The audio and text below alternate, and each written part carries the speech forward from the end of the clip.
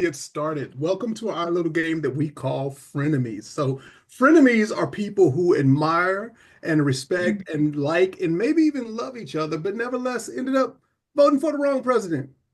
Okay. But this is important to remember. Compliance and agreement are really not required in this game. Frenemies are people who have learned how to stay friends, how to keep their viewpoints and still keep the conversation going. So, Frenemies game is inspired and powered by three practice circles. So the three practices are: one, I'll be unusually interested in others; number two, I'll stay in the room with difference; and three, I'll stop comparing my best with your worst. Frenemies starts with what we call a frame. Our frame for this circle is: are we on the brink of disaster or what? Our head ref will review the other rules. Our head ref tonight is Tabitha, so take it away, Tab. All right. Have you ever played a game that has no rules? An oxymoron, right? For example, if you don't want to play by the rules, forget basketball, Monopoly, or even Wordle, which is why we like to say the rules save us. So here are the rules for frenemies. First, each frenemy gets up to 2 minutes to respond to the frame. During that time, no one may interrupt, talk over, or otherwise draw attention away from whomever's speaking. Next, after the presenter is done, anyone in this circle may ask a clarifying question, and the frenemy will get up to 1 minute to respond. Reminder, you can ask any question you like. You may or may not get the answer you want. Also, if someone asks a frenemy a follow-up question and they're not ready to answer, it's fine for them to say they want to give it more thought. So here are some examples of what a non-clarifying question sounds like. First, WTF, not clarifying question. I can't believe you just said that. That makes me think of an experience I had that then goes into a longer question. Or even repeating, well, you said, and when you said that, I thought we don't need a recap. We're looking for clarifying questions, brief and to the point. In order to help you start with a clarifying question, we require each and every time that you ask a question, you begin that phrase with the phrase, I'd be curious to know. So if you can, real quick, please unmute yourself. And on the count of three, repeat, I'd be curious to know with me. 1, 2, 3. I'd be I'd be curious curious to to To know. know. know. Perfect.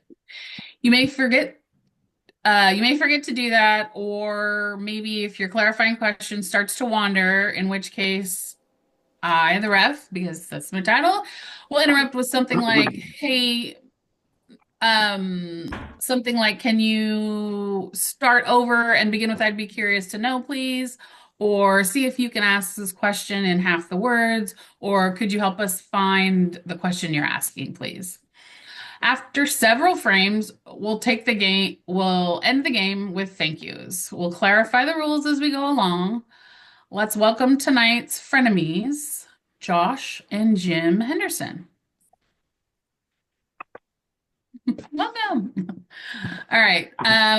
We were gonna flip a coin, but we did not find an app that would do that cool and digitally for us. So Josh gets to go first tonight.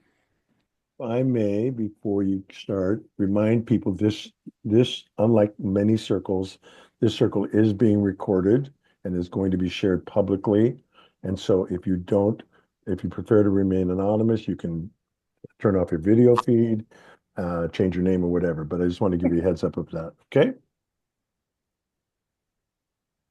All right. Jim, You What should Pete, should Pete? we be should we be muted during this and then only click on when it's time we want to speak? Is that the best way to go? Okay. Yep. Thanks for asking. I would say yes. All right. Ready, Josh? Oh, Sure. Josh. Sorry. Ready to go? All right. Yep. What was the question again? Just kidding. Are we in the brink of a disaster? Honestly, I haven't thought, I've been opening a restaurant. I haven't thought about the election since, well, about a month ago. And really have not been in this space, this headspace, which is, so it's interesting to dip into this space, headspace, because I haven't really thought much, at least about whatever impending disaster everyone is thinking is happening, or could happen.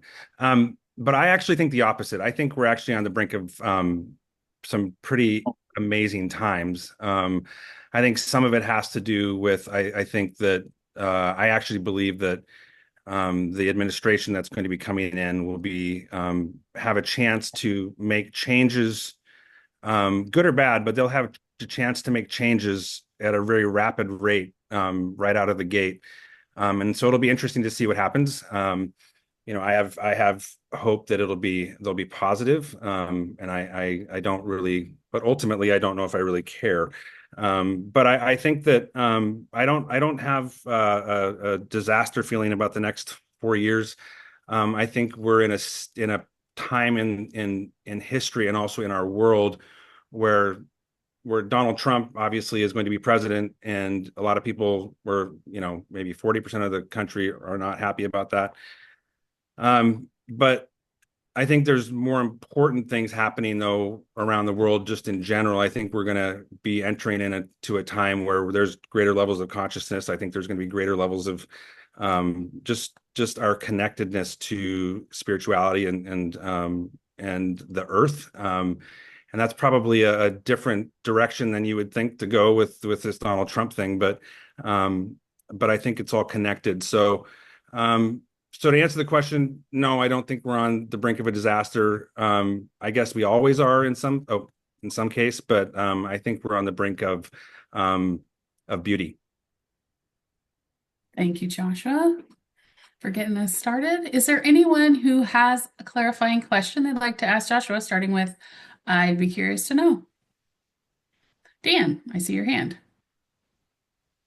Josh, I'd be curious to know if what you think is the best way to keep those that challenge the results of the election focused on the issues, which is border, economy, crime, et cetera, et cetera. Thank you. What folks are you talking about? That could you rephrase the question or repeat the question? Sorry. Yeah, I would be curious to know that for the people that challenge that they don't want Trump running this place, that the focus is on the borders, security, the economy, and crime. Yeah, I think you're asking how do we just not distract? How do we divert the subject to productivity versus as opposed to relitigating the past? I would imagine that's kind of what you're saying. Yeah. Is that right? Yes. My feeling on that is that I think success makes a lot of people quiet. And so if we can go out there and be successful and, as a country, whatever that means to people, I mean, the term success in this country, I think is felt differently by everybody. And so we don't have a real cohesive sense of success in this country. I think because there's certain people that feel it and other people that don't. So I think that to keep people focused on the border or whatever it is that we feel like we need to be focused on as a country, I think we have to do it through positivity and also through success. I don't think that they're gonna. The mainstream media is going to continue the narrative because they need to, but I don't think that. I just think they're going to slowly wither away. And I guess I don't have an answer to it, but I just think it has to come from success. Thank you. Dan, did you have a follow-on question? Yeah, so I would be curious to know when people bring up issues of the focus on, for example, Greenland or the Panama Canal and the acquisition, as opposed to, again, the issues. What's the best way to help bring people back to what the real issues are first and foremost, to give that success a chance to be a success? Yeah, I don't know. I mean, I think that people have to kind of accept Trump for what he is. There needs to be almost like a Trump filter. So I think you need to just sort of, and it's really hard for people to accept the fact that he says things, ironically, that people think he's blowing smoke, but he's usually if you actually dig into what he's saying, there's truth in all of it. It may not be ever someone else's truth, but it certainly is truth.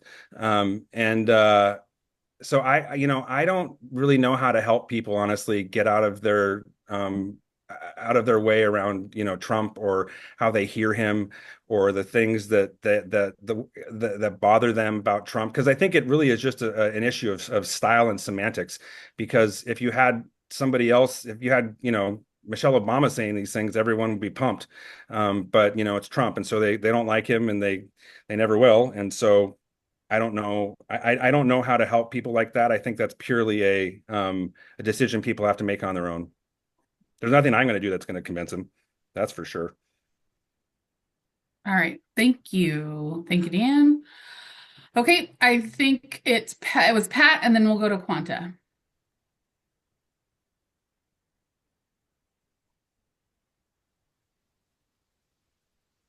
Yes. Hey, Josh. Hi. Thank you for going first for us.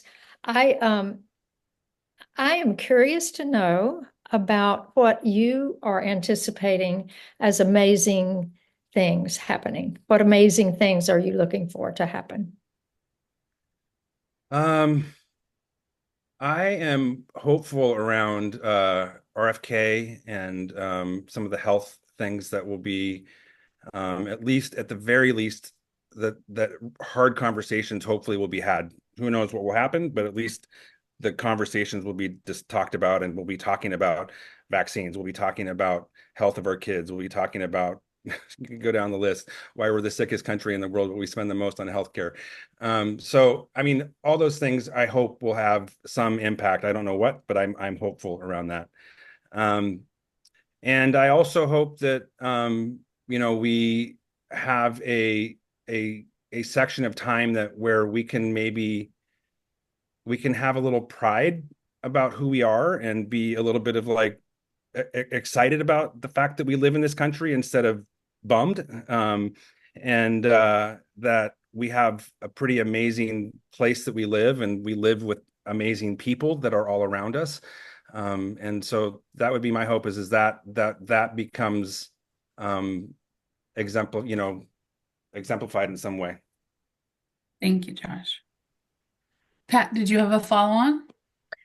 Yes, on another vein, I'd be curious to know what changes. You said they would be happening rapidly. So what changes would you like to see happen first? Oh man. I don't really know. I mean, I don't know. I'm not really too concerned about speed. I think that I would really, I just want to see RFK confirmed. That would be a first step at least.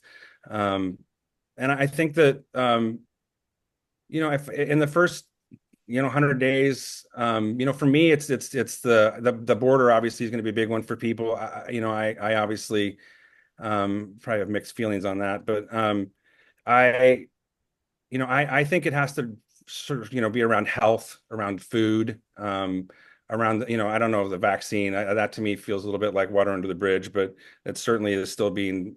I can't believe that there's advertisements on TV for it. It just blows my mind. It just blows my mind. So I mean, maybe we could start with just getting maybe pharmaceutical ads off TV. We could start there. That'd be amazing. But I don't know. There's a lot of things. Thank you. Thank you. Thank you. Quanta, you are next with your clarifying question. Thank you very much.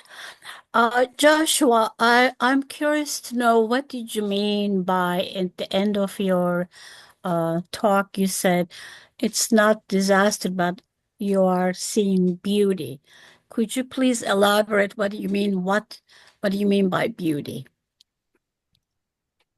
Well, I mean, this isn't really connected. This is to Trump in any way, but I just think that we're in a time in our world where, like I was alluding to a little bit, is that I think that there's going to be a raised consciousness and a raised connection to spirituality. And I think that there's going to be people who choose that, and people who choose fear, and choose to be afraid. And so I think we're going to have amazing, I think, chaos, and I think amazing craziness happening in the next 10, 20, 30 years of this world. But I think conversely, because we live in a world that's full of duality and polarity, that I think there's also going to be just equally as much beauty. And that's what I would choose to focus on. Thank you. Follow-up, Quanta? Yes, Joshua, I'd be curious to know now, what do you mean by craziness? What kind of craziness has been happening in the last 60 years since Second World War with wars and spending on military, etc.?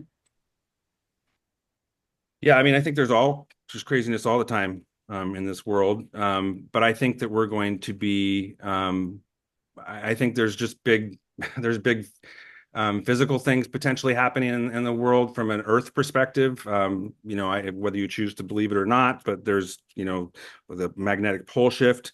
There's lots of things that are going on in this planet that, could end up causing our world to be radically different. But I think that, I'm in a belief system, but I believe that Earth is connected magnetically to us as humans. And so we're all this energy, and we're all, as we get crazier and crazier in our freneticness on this Earth, it's connected to the world. I believe that it's all connected. And so I think we're going to see that increase over this next sort of section of time. And it's, I don't know how else to say it other than that. That's just what I believe. And I don't mean like some end times. I just think that, it could be, but I don't really think of it that way. I think of it as I actually think it's going to be pretty incredible. So I'm not afraid of it. I think it's going to be full of beauty. Thank you. Thank you, Quanta. Matt, we'll go ahead and take you next with your clarifying question. Josh, thank you, man. I appreciate this, and I appreciate you. Really spectacular. I'm curious to know, and you just touched on it, but I'm going to ask it anyway. I'm curious to know how we connect the Trump administration with Earth consciousness. Yeah. I think I really think that whole world, it's just because I'm so visible in it, or I'm watching it constantly on YouTube and podcasts and whatever else. It's all interconnected. I mean, you got the UFC, and you've got Trump, and then you've got UFC, and then podcasts and Joe Rogan, and like it's just like this mishmash of all these people that are connected in a way. And I believe that all this Earth consciousness stuff, that I believe inherently is going to be vastly increasing in this next section of our lives. All these people connected to him are in that world, or at least are connected to somewhat of that world. I mean, RFK is like right in the center of it. And so my hope is that he's going to be somebody that is also championing that piece as well. Because I mean, I would argue that we should get meditation in schools for our kids starting from 0 on up. I mean, we have major issues with our kids. And so anyways, I just, I'm hopeful that RFK, even like Tulsi, those folks, but I think that he's open to it. He's so open to it. I know people think he's this buffoon, but he is so open to it. Thank you. I lost my train of thought. Matt, did you have a follow-on question? No, I'm going to leave it there. Thank you. Okay. We're going to take Karen for clarifying questions for Josh, and then we're going to have to switch over to Jim in fairness of the game and give time. So Karen, go ahead with your clarifying question. Hey, Josh, I'd be curious to know, as a restaurant owner, what were the most important issues for you at the poll when you voted? I didn't vote as a restaurant owner. I voted as a father and a husband. So I don't know how to answer that question, honestly. I think that they would affect me, but immigration could affect me. I mean, a tip credit would be friggin' amazing. That would affect me deeply. But I wouldn't vote for somebody based on one thing. Right. I don't. So yeah, I don't. That wasn't my motivation. I think that none of the restaurant stuff doesn't matter. None of it matters. It's all it's inconsequential to, I think, bigger things that are happening in our world. And not that I just like it doesn't matter. But it's not who I would choose our world to be led by. Anyways, so Okay. Thank you. Colin? My follow-up is like totally ADHD, but I'd be curious to know if you could explain the difference to you of spirituality and religion. oh yeah. Well, I think religion was meant to keep us from spirituality, but I think that was the real reason religion was created. But spirituality is what you feel in your body. It's everything. It could be walking down the street and seeing a bird. It could be hearing your kid say something beautiful. It could be hearing a song. It could be in a church. It could be anything. I think spirituality is what you feel within your body and you feel within your mind, and how that then can connect to really literally every element in this world. And I think spirituality ultimately is love. That's it. Awesome. Thank you. Thank you, Josh. Thank you, everyone who asked clarifying questions. We are going to move to the alternate side. So that would be Mr. Jim. That is your time. I'm also switching my timer to be one on the screen because apparently you guys can't hear the sound Right. of Yeah. it, right? Yeah. Okay. Yeah. All right. All yours, Jim. All right. So the disaster word is helpful because it creates a kind of a wider frame for consideration um, of are we, the United States of America, on the brink of disaster? So that's kind of an unknown because we're certainly, in my opinion, sliding toward it, but that's been going on for quite a while. In fact, humanity is sliding toward, uh, for really almost 70,000 years, migrating more and more toward authoritarianism and strong people because let's face it, it's kind of scary here. At times, if the reason people thought the earth was flat at one point was because it feels flat. And it also would be really super convenient if it was flat, because then there's no such thing as imagining where it's sitting on top of an egg, spinning around at 25,000 miles an hour. That's a little disconcerting. So there's a lot of fear in humanity. So I'd say that as a democracy, we've always fought. The original founders were partisans who fought with each other, lied about each other, and then created alliances together. And so we have a history of this drama. I also think that those of us who grew up adjacent to World War II have a very different experience of life than those who were not, because we all had first-person encounters with people running around in uniforms under the threat of Nazism and so on. That's all actually real and visceral, difficult to forget about. And so I think that we are sliding that way, and democracy is very fragile. Really can't see the clock much, Tabitha. I'm sorry. It's Yeah, very 7 seconds. it's very fragile.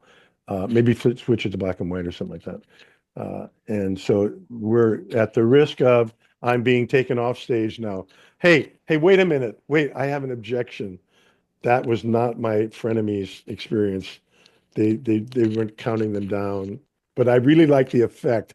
I want to keep that, but I need black and white. So, okay. I get it.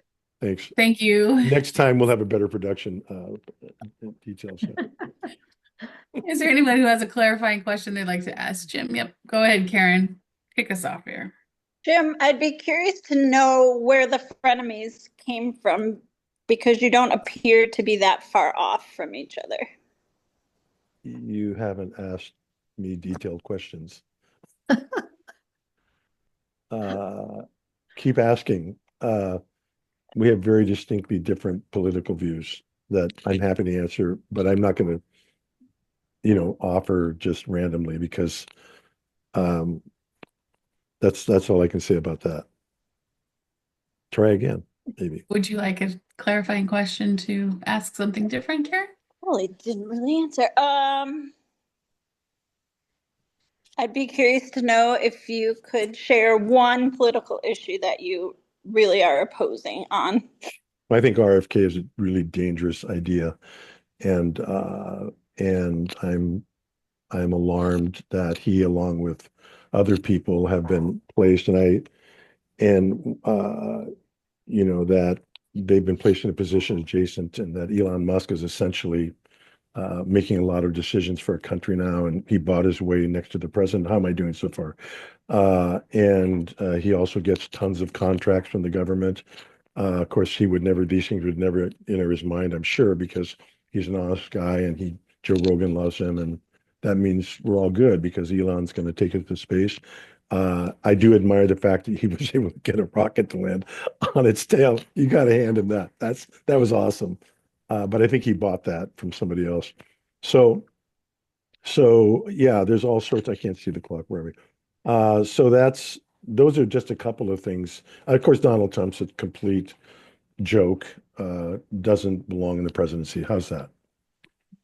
Okay, thank you. That's your minute. Thank you, Karen. So I have Matt, then Dan, then Pat. So just wanting to make sure everybody understands. I see you.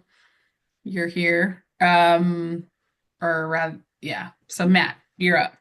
Thank you. Thank you, Jim. Appreciate this, and I appreciate you as well. I'd be curious to know, given all that you've said, is there someone that you think would be the right person to lead us in the right direction at this time? That's very kind of you to ask. No one comes to mind. I just like my chances better with one group than the other. I think that's really a lot of elections are about that. Uh, I'm not enamored with. I don't. No one in either party strikes me as that's visible. Strikes me as a leader. They strike me as hustlers. They strike me as politicians. They strike me as bureaucrats. But leaders are very rare to show up in politics because they're not going to put themselves out there. I mean, so people exhibit charisma, those kinds of things, and so that we confuse that with leadership a lot of times because they can give a speech, for example. We call that oratorical leadership or charisma. So there's all sorts of people with that kind of stuff. But people willing to actually sacrifice themselves for the good of the country, they're just I mean, Jimmy Carter probably got the closest to anybody, really, honestly, in my opinion. But he wasn't going to make it because we don't like people like that. Thank you. Thank you, Matt. We're going to go to Dan next with your clarifying question. Did Matt have a follow-up question? I thought he did. Did you not? Did I Dan, miss it? you read my mind. I appreciate that. I was just saying, shoot, I have a follow-up sorry. question. No, my apologies. Go ahead. Go for it. Hey, Jim, do you think that I'd be curious to know? Sorry, I have to get my process straight here. Kind of you. I'd be curious to know, do you think that our two-party system really allows for the right people to come forward, or do you think it's a hindrance? So I think this is a really interesting question. I'm probably not going to be alive to watch this, but I think really Donald Trump has started a third party. I think any thoughtful Republican has got to admit that. He's basically kicked them out and made them become something else. But got to hand it to him. And it came as a surprise. But I think pretty much smart MAGA people ought to keep going with Trump after he's gone and JD Vance, whatever else, from a marketing perspective. However, the thought I do have a lot of I wonder about the parliamentary system being more effective because it does reduce to some degree the visibility of the executive or the star. We love charismatic people here. And so I don't hate the idea. I would be very open. Also, you have to do more compromising because part of the problem in our system right now is all black and white. And that's just not real. None of us live a life like that. We all have to strike deals with each other and give up something. And so I'd like to see more of that, a system where that was, allowed, encouraged. Thank you. Thank you, Matt. All right, Dan, it's really your turn this time. Jim, I'd be curious to know how much positive change would you need to see, and in what areas that would cause you to rethink your position? Really good question. Um, First of all, I have to be willing to be open, right, to that possibility. So that's going to take a little bit of work based on my attitude. Just throwing that out there. Um, uh, I I don't know what Trump's just a non-starter permanently for me. So that's I'm not going to pay attention to him. He's just incredibly selfish. And so, however, if someone in the system came up with something positive. I don't think that I think big pharma is whoever wants to pick that fight, I'm on your side. I think they're all being bought by big pharma, every damn person, politician, everyone. And so with that in mind, I don't hold out a lot of hope, but I would like to see some bravery exhibited. That would be fun. That would totally get my attention. If I saw somebody take on big pharma meaningfully and not being bought, I would have to say, good point. Where are you going to go with it? So that's one point that's a possibility. Thank you. And my follow-up question would be, I'm curious to know if you saw crime, removal of immigrants that were absolute criminals, and securing of borders, and the control of the fentanyl. How much of an impact would that have on your opinion? Because it's primary. Okay, that's a great, fair question. Difficult for me to answer because I think that's largely been marketed by the right wing. However, if there are illegal immigrants and all of that, criminals particularly, I'm not going to stand in the way of that happening. It's going to, of course, sweep over into other people.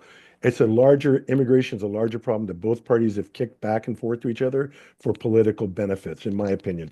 Nobody's ever meaningfully tried to deal with it. This is a really dramatic way to do it, of course. It won't play out the way it's being pitched, but nobody will care because it doesn't matter. Um, so the crime part, I'm not as convinced that that's an issue as my friends on the right are. But I wouldn't stop, a criminal immigration from happening and all of that. But it's going to get mixed up with a lot of other problems. There's a problem, and parties don't talk to each other, so we can't negotiate something reasonable. Thank you. Thank you, Dan.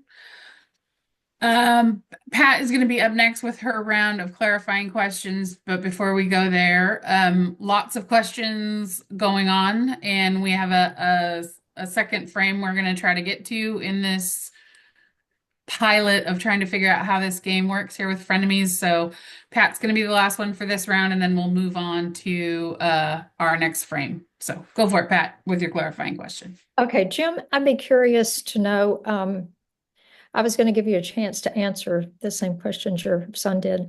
What amazing thing would you like to see happen right off? Just that you would like to see happen. What amazing thing. What the hell? Well, it would be really interesting. This sounds snarky, but I'm sorry, but to see Trump behave like a statesman, that would be interesting. Just to show up and have some nerve to be polite in public instead of always having to draw attention to him. That would be amazing. I can't even imagine it. He didn't show up for Biden's inauguration. What would the effect be if they didn't show up for his? Uh, Something like that, something that gives America a sense of character and leadership and integrity. It's more than just about show business or him getting the spotlight. That would be amazing. I use that word because I can't imagine him acting like that. So I don't expect to see it. Thank you. Follow on, Pat? Yes. I'd be curious to know, what do you think about, aside from his, I forgot how your son described him. His style and semantics. Let me put it that way. Aside from his style and semantics, what do you think of a businessman rather than a politician being in the highest office in the land? Do you think it'll make a difference? Well, again, he's not. That's all I can say. He's not a businessman. He's failed numerous times. He's been propped up. Again, it would be really awesome if somebody around him admitted this, what everybody knows. Say, well, hey, that's a comeback story or something like that. But he's not a businessman. I mean, he's not. So there's nothing, I don't know how to respond to that because I don't take him seriously at all in that regard. He's a hustler. He really should be I'm sorry. In my estimation, where Trump really shines is in worldwide wrestling.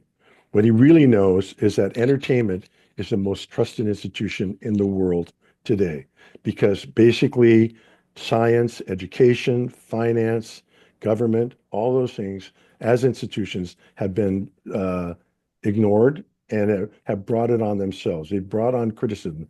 The things that people are criticizing Democrats for are deserved because it was all brought on by people that have a grievance against things that didn't happen. And it was largely because of that. So Thank you. Thank you. At this time, we're gonna switch it up. I'm gonna flip it over to Fred for the last frame round. All right, so we're going to do another frame round, and this frame right here, this is what we're going to put out. And the frame, I just threw it up to everyone, is here's something my frenemy might be seeing that I'm not wanting to see. I'll say that again. Here's something that my frenemy might be seeing that I might not want to see. So we didn't get a chance to flip the coin, but since Jim, you just went, so I'm going to give it back to you, Josh. You got 2 minutes. I'm going to say it one more time, give you time just to kind of get those thoughts. let me just cut in here, just so we have time. We want to keep to an hour. So let's maybe Josh and I do this segment, then we go to thank yous. Okay. What do you think about that? All right, whatever you guys call. Okay, here we go. So here we go. Okay, 2 minutes. Here's something my frenemy might be seeing that I am not wanting to see. Go for it, Jay. You're muted, John. Son. You're muted. I'll give you those 7 seconds, sir. I'm not entirely sure of the question. Let me go first, all right? Then I think you get a drift of where I'm going. Okay, here's some things that, you ready? Why don't we keep this to a minute? Why don't we keep this to a minute, Fred? We're making this up, as you can see, folks. And then maybe time for some. I'd be curious to know before we go to thank you. So I'm gonna give you your 3 seconds back. Go for it, Jay. Thank you. I think Josh might be right about the vaccine, the whole drug vaccine thing. I'm intrigued to watch if something gets done there. I don't trust RFK. However, that doesn't mean he won't be able to bump into something that's real. You know, they may be uncovering something there that's real. I'm curious about that. I also think young people, that's almost everybody younger than me in my world. Younger people have a very different, necessarily view the world in a way that's different than I would. And so I could be blind to seeing some things as a result of that, simply because of my age, my biases, my experience, my life experience. How am I doing? That's it. Yeah, those are a couple of things. Very good, very good, very good. Thank you very much. Does anyone have a follow-up question or a clarifying question for Jim? Fred, I'm going to make a call. Want to go straight to Josh? Let's go to Josh. Yeah, let's go to Josh. Josh, so does it make sense, Josh? You there? Yeah. You ready? I think it's similar in the sense that I would be concerned. I mean, I think there's a lot of generational stuff here in a way. I when I hear the questions, I start laughing that you're asking him because I just know the answer, that there's nothing that's going to get him to see anything positive about Trump. And then I think about that, about how if I had that feeling about somebody, what would cause me to want to feel or to like, how could I see something beautiful in somebody that I felt such hatred towards, or felt such dismissiveness, or whatever the word is, that is just this person is a non-person in this person's mind, is what it feels like. And that goes for a large swath of people in this country. That just like, you're never going to reach them. So I think it's generational. And I think that for me, it would be, am I not seeing something like when he calls Trump Hitler? Am I missing that? Is Trump Hitler? And I don't think so, but that would be the thing. I would be like, generational stuff would be the thing I'd be worried about around that idea of what I'm missing because of people who are older and seen it before. Thank you, Josh. Thank you, Josh. So, Yeah. either one, do you have any clarifying questions for each other first before we open it up to everyone? Me to him? Yeah. Why don't we, I'm going to make a call here, Fred. Yeah. Why don't we, let's go to thank yous and explain what we do, why we end with thank yous and so on. Sure, Because I sure. think So we in need some friend- time for that. Yeah. Sure. In frenemies, just like in our regular three practice circles, we end with thank yous. And this thank yous are particularly for if anyone said anything that you heard or saw that stood out to you, specifically if they followed the three rules, the three particular that they stayed in the room with difference, that they practiced kindness, they decided not to use someone's best against someone's worse. If you saw something like that, or just something that just stood out to you, that we like to end with thank you. So if anyone sees anything and would like to bring out something, this is your opportunity. I see Dan's hand. So, Jim and Josh, I want to thank you both, the father and son team that's willing to wade into this. But really what I'd like to appreciate is I think it was totally unscripted. It was almost impromptu for both of you.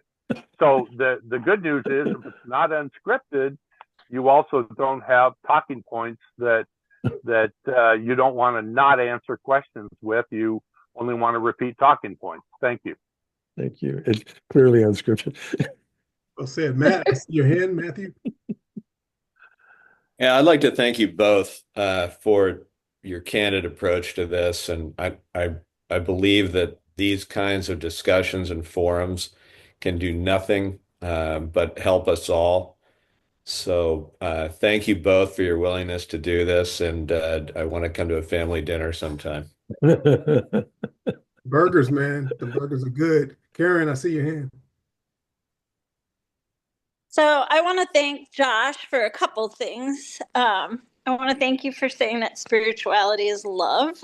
I love that. And I hear your mom in that answer a little bit. And then honestly, for sharing your views on the world and the environment, I have to say that's the first time I've ever had a discussion with somebody on the other side who talked about the world and wanting to protect it and be good. So that was really refreshing to me, but also just for you to, I love this format because so many people say I couldn't love somebody if they voted for Trump, or I couldn't be friends with them, or I'd have to cut them out of my life, whatever it is. And you just show us that you can still love somebody and be on, and have opposing views. And we do need to see more of that. So thank you. That's good. Anyone else? I see Quanta. Well, I really, really am so grateful to see father and son from different camps. You are a true representative of braver angels. I think you would be a star there. You should really get involved. Thank you.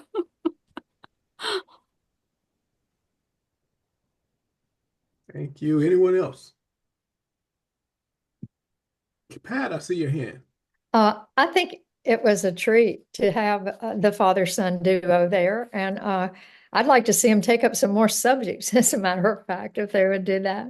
But I particularly appreciated Joshua's comment about the people that are unfavorable to Trump, that it's actually more a matter of style and semantics. And I thought, well, if I can just get my head around that and remember those words, it's just style and semantics that I'm upset about. That'll help me through this. And then, Jim, I appreciated so much your comments about the generational differences. But you expressed it by saying that one generation has had an experience. You have experienced something like this that a younger generation hasn't experienced, and that was good. I appreciate it. Thank you. Thank you both. Thank you. Is there anyone else?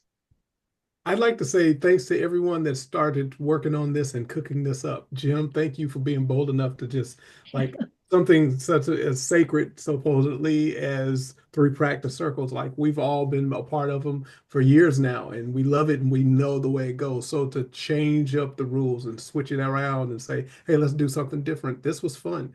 And I think it's a great way to look at just some new ways to do it. So thank you guys both for always figuring out how to do something different and be new and be innovative and give room for people just that may have a different way of viewing some things. So thank you. Thank you. I'd just like to thank all of you guys for showing up and being here and participating on this pilot trial run of something new. Appreciate all the participation, and yeah, we're gonna do it again. So hopefully you'll all show up again.